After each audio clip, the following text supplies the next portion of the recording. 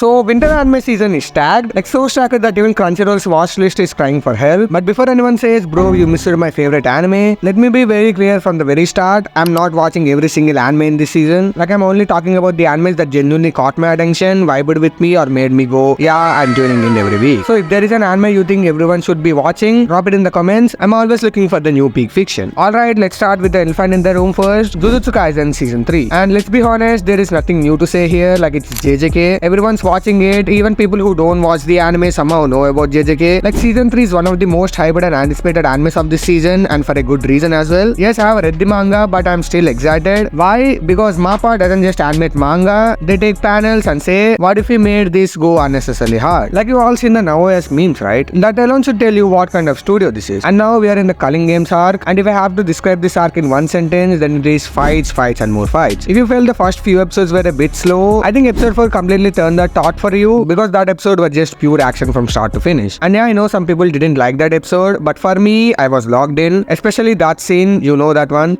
Go.